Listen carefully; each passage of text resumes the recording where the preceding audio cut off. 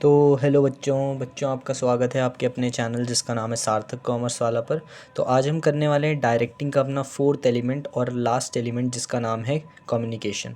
तो कम्युनिकेशन एक बहुत ही बेसिक टर्म है जो आपने बचपन से पढ़ते हुए आए हो, लेकिन एक ऑर्गेनाइजेशन में कम्युनिकेशन कैसे होता है या किसी इन्फॉर्मेशन को कैसे सब एम्प्लॉयज़ में एक दूसरे के साथ एक्सचेंज किया जाता है वो हम इसके अंदर देखने वाले हैं। तो सबसे पहले पढ़ते हैं कम्युनिकेशन होता क्या है। तो कम्युनिकेशन एक प्रोसेस होता है एक ऑर्गेनाइजेशन पॉइंट ऑफ व्यू से, क्योंकि ऑर्गेनाइजेशन में बहुत सारे लोग होते हैं, अलग अलग लेवल्स होते हैं मैनेजमेंट के। तो इन्फॉर्मेशन वन बाय वन क्या की जाती है, ट्रांसफ़र की जाती है। तो कम्युनिकेशन एक टू वे प्रोसेस होता है जिसके अंदर दो पार्टीज़ अपने व्यूज़, अपने आइडियाज़ या आप कह सकते हो अपने इन्फॉर्मेशन को एक दूसरे से एक्सचेंज करते हैं। तो आप ये कह सकते हो communication is a two way process of exchanging ideas, information and views between two और मोर पार्टीज़। तो कम्युनिकेशन क्या है, कम्युनिकेशन एक टू वे प्रोसेस है क्योंकि सेंडर और रिसीवर होते हैं। तो सेंडर कोई अगर मैसेज भेज रहा है तो रिसीवर उसका फीडबैक भी भेजेगा लास्ट में। और इसके अंदर कम से कम दो पार्टीज़ का होना ज़रूरी है, क्योंकि जब तक दो पार्टीज़ नहीं होंगी तब तक वो अपने जो आइडियाज़ हैं और जो अपने व्यूज़ हैं उन्हें एक्सचेंज कैसे करेंगे आपस में। ठीक है, तो कम्युनिकेशन का बेसिक मतलब आप सभी जानते हो। अब हम बात करते हैं कि एक ऑर्गेनाइजेशन में कम्युनिकेशन प्रोसेस कैसे परफॉर्म किया जाता है। तो सबसे पहले शुरू होता है जब सेंडर के दिमाग में कोई मैसेज आता है जो उसे ट्रांसफ़र करना है किसी पर्टिकुलर पर्सन को। तो इसलिए सबसे पहला जो होता है इसमें सेंडर होता है। अब सेंडर के दिमाग में क्या आया, एक मैसेज आया जो वो फॉरवर्ड या आप कह सकते हो एक्सचेंज करना चाहता है किसी अदर पर्सन के साथ ऑर्गेनाइजेशन में। अब सेंडर उस मैसेज को एनकोड करेगा। अब एनकोडिंग का मतलब क्या होता है, तो एनकोडिंग का मतलब होता है कि सेंडर उसे किस फॉर्म में रिसीवर को भेजेगा, जिससे रिसीवर उस मैसेज को ईज़िली समझ पाएँ, उसे एनकोडिंग कहते हैं। एनकोडिंग का मतलब है कि उस मैसेज को इस लैंग्वेज या कुछ ऐसे सिंबल्स की फॉर्म में ट्रांसफ़र करना जिससे रिसीवर उसे ईज़िली अंडरस्टैंड कर पाएँ। तो आप ये समझ सकते हो कि सेंडर जिस फॉर्म में उस मैसेज को भेजेगा ना रिसीवर को, उसी को हम क्या कहते हैं, एनकोडिंग कहते हैं। अब एनकोडिंग कर लिया, अब उसने डिसाइड कर लिया कि किस लैंग्वेज में कैसे उसे मैसेज को क्या करना है, भेजना है रिसीवर को। तो अब वो मीडियम ढूंढेगा, यानी कि सेंडर अब किस मीडियम के थ्रू अपना मैसेज ट्रांसफ़र करेगा रिसीवर को, वो यहाँ पे वो डिसाइड करेगा। मीडियम बहुत सारे हैं, जैसे कि by phone, by letter, by air. तो ये सारे मीडियम हैं। ठीक है, मीडियम। अब मीडियम के बाद वो डिकोड। डिकोड मतलब अब वो मैसेज जो उन्होंने मीडियम के थ्रू भेजा वो किसके पास पहुंचेगा, रिसीवर के पास। लेकिन पहले डिकोडिंग की जाएगी। डिकोडिंग का मतलब है कि अब जब जैसे ही रिसीवर के पास पहुंचेगा तो रिसीवर उसे अपने मन मुताबिक समझने की कोशिश करेगा कि सेंडर ने क्या भेजने की कोशिश की है। तो जैसे सेंडर ने अपने तरीके से उस मैसेज को ट्रांसफ़र किया था, वैसे ही रिसीवर अपने तरीके से उस मैसेज को ब्रेक करेगा या समझेगा। ठीक है, आफ्टर ऑल वो मैसेज रिसीवर को समझ आ जाएगा और वो पहुंच जाएगा उसके पास। और रिसीवर उस मैसेज के अगेंस्ट क्या देगा, एक फीडबैक देगा, यानी कि उसका जवाब देगा, जो वापस वो किसको भेजेगा, सेंडर को। तो इससे कंक्लूजन निकलता है कि कम्युनिकेशन को एक सर्कुलर प्रोसेस कहा जाता है। क्यों? क्योंकि शुरुआत भी कम्युनिकेशन की सेंडर से ही हुई थी और ख़त्म भी किस पे ही आके हुआ, सेंडर पे।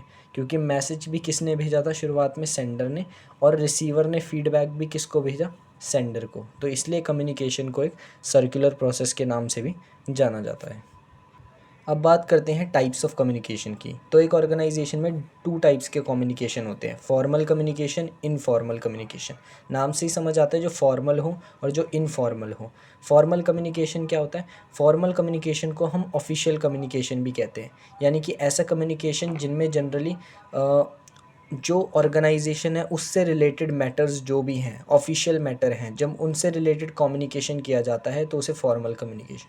जैसे कि इस एम्प्लॉय को क्या अथॉरिटी देनी है, क्या रिस्पॉन्सिबिलिटी देनी है, सबॉर्डिनेट्स की ग्रीवेंसेस आ रही हैं, तो ऐसे कम्युनिकेशंस को हम कहते हैं ऑफिशियल या फॉर्मल कम्युनिकेशन। यानी कि जो ऑफिशियल मैटर से रिलेटेड होते हैं वही हमारी फॉर्मल कम्युनिकेशंस कहलाती हैं। फॉर्मल कम्युनिकेशन हमेशा रिटर्न फॉर्म में होते हैं, ये कभी भी ओरल फॉर्म में नहीं होते हैं। फॉर्मल कम्युनिकेशन में हमेशा हायरार्की फॉलो की जाती है। यानी कि जब फॉर्मल कम्युनिकेशन किया जाता है तो एक्सचेंज किया जाता है इन्फॉर्मेशन को हायरार्की को फॉलो करते हुए। यानी कि पहले टॉप लेवल को मिलती है वो इन्फॉर्मेशन, फिर मिडिल लेवल, फिर लोअर लेवल। ठीक है, और हर फॉर्मल कम्युनिकेशन का रिकॉर्ड मेंटेन किया जाता है ताकि पता चले कि कोई भी वर्क या कोई भी रिस्पॉन्सिबिलिटी कब कंप्लीट हुई थी और कोई भी वो जो कम्युनिकेशन था, अब कम्युनिकेशन जैसे इससे रिलेटेड भी होता है कि ये वाला काम कंप्लीट हो गया, तो वो रिस्पॉन्सिबिलिटी कब कंप्लीट हुई थी, यही तो उस कम्युनिकेशन में वो बेसिकली एक्सचेंज कर रहे हैं इन्फॉर्मेशन को। तो इसलिए हर फॉर्मल कम्युनिकेशन का एक रिटर्न रिकॉर्ड क्या किया जाता है, मेंटेन किया जाता है। तो फॉर्मल कम्युनिकेशन ऑफिशियल मैटर्स पे होता है, हमेशा रिटर्न फॉर्म में किया जाता है, हायरार्की को फॉलो करता है, और इन कम्युनिकेशंस का हम रिकॉर्ड मेंटेन करते हैं। फॉर्मल कम्युनिकेशन भी 4 टाइप्स के होते हैं। सबसे पहला अपवर्ड कम्युनिकेशन। अपवर्ड मतलब ऊपर, तो ऊपर जाता हुआ कम्युनिकेशन आप ऐसे समझ लो। कैसे, इसका क्या मतलब, विच मीन जब सबॉर्डिनेट अपनी कोई बात को सुपीरियर्स को रखते हैं तो उसे ही हम अपवर्ड कम्युनिकेशन कहते हैं। अब देखो सबॉर्डिनेट्स लोअर लेवल के हैं, तो ये यहाँ से किसके साथ इन्फॉर्मेशन किसको पास करना चाह रहे हैं, अपने से अपवर्ड लेवल वालों को, तो इसीलिए इस कम्युनिकेशन को अपवर्ड कम्युनिकेशन कहते हैं। तो जब भी सबऑर्डिनेट्स अपनी कंप्लेंट्स, अपनी ग्रीवेंसेस या अपने सजेशंस सुपीरियर्स को भेजना चाहते हैं या पास करना चाहते हैं, तो उस कम्युनिकेशन को अपवर्ड कम्युनिकेशन कहते हैं। When subordinates passes information to superiors, it is upward communication. ठीक है। इसके बाद सेकंड है डाउनवर्ड कम्युनिकेशन। डाउनवर्ड मतलब नीचे की तरफ आता हुआ कम्युनिकेशन। मतलब क्या है कि जब सुपीरियर सबऑर्डिनेट्स को कोई इन्फॉर्मेशन पास करते हैं तो उसे डाउनवर्ड कम्युनिकेशन कहते हैं। क्या क्या इन्फॉर्मेशन पास करते हैं, जब सुपीरियर्स प्लान्स एंड पॉलिसीज से रिलेटेड बात, कोई नोटिस देते हैं, कोई इंस्ट्रक्शन और ऑर्डर देते हैं सबऑर्डिनेट्स को, तो ये डाउनवर्ड हो रहा है यहाँ पे कम्युनिकेशन, यानी कि एक्सचेंज जो हो रही है इन्फॉर्मेशन वो डाउनवर्ड डायरेक्शन में हो रही है, तो इसीलिए इसको डाउनवर्ड कम्युनिकेशन कहते हैं। And superior passes any information to subordinate, तो उसे ही डाउनवर्ड कम्युनिकेशन कहा जाता है। थर्ड है हॉरिजॉन्टल कम्युनिकेशन। हॉरिजॉन्टल मतलब एक हॉरिजॉन्टल लाइन। ठीक है। तो जब एक्सचेंज किया जाता है इन्फॉर्मेशन को सेम लेवल ऑफ अथॉरिटी पे काम करने वाले लोगों के बीच में, तो उसे हॉरिजॉन्टल कम्युनिकेशन कहते हैं। जैसे कि परचेज़ मैनेजर और सेल्स मैनेजर, तो जब परचेज़ मैनेजर ने सेल्स मैनेजर के साथ एक इन्फॉर्मेशन शेयर की, तो इसे हम हॉरिजॉन्टल कम्युनिकेशन कह सकते हैं, क्योंकि देखो दोनों मिडल लेवल पे काम करने वाले क्या हैं, एम्प्लॉयज़ हैं, या आप कह सकते हो ह्यूमन रिसोर्स हैं। ठीक है। तो हॉरिजॉन्टल कम्युनिकेशन का मतलब है कि जब सेम लेवल और सेम अथॉरिटी वाले लोगों के बीच में इंफॉर्मेशन एक्सचेंज होती है, तो उसे हॉरिजॉन्टल कम्युनिकेशन कहते हैं। फोर्थ है डायगोनल कम्युनिकेशन। डायगोनल मतलब होता है क्रिस क्रॉस। अब क्रॉस कम्युनिकेशन क्यों कहेंगे इसे, क्रिस क्रॉस इसलिए क्योंकि ये वो कम्युनिकेशन होता है जिसमें इंफॉर्मेशन एक्सचेंज की जाती है ऐसे दो लोगों के बीच में एक ऑर्गेनाइजेशन के अंदर जो सेम लेवल पे काम नहीं कर रहे होते। अब देखो जब सेम लेवल पे काम कर रहे थे तो हॉरिजॉन्टल था, जो सेम लेवल पे काम नहीं कर रहे हो, जिनके पास डिफरेंट अथॉरिटी है, जब उनके बीच में कम्युनिकेशन हो तो उसे डायगोनल कहते हैं। देखो जैसे मैनेजर टॉप लेवल का है और सुपरवाइज़र लोअर का है, तो जब इन दोनों के बीच में कोई इन्फॉर्मेशन एक्सचेंज हो रही है तो इसे ही हम डायगोनल कम्युनिकेशन कहते हैं। ठीक है। लास्ट है हमारा इनफॉर्मल कम्युनिकेशन, यानी कि सेकंड है इनफॉर्मल कम्युनिकेशन। अब फॉर्मल और उसके 4 टाइप हमने कवर कर लिए थे, अब हम बात करेंगे इनफॉर्मल कम्युनिकेशन की। तो इनफॉर्मल कम्युनिकेशन वो होता है जो फॉर्मल नहीं होता, यानी कि सभ्य कम्युनिकेशन नहीं होता, इसमें ऑर्गेनाइजेशन से रिलेटेड मैटर्स की बात नहीं की जाती।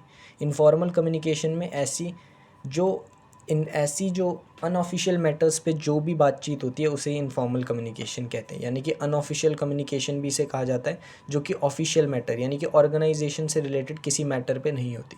ये लाइक गॉसिप होती है, र्यूमर्स होती है, उन्हें ही इनफॉर्मल कम्युनिकेशन कहते हैं।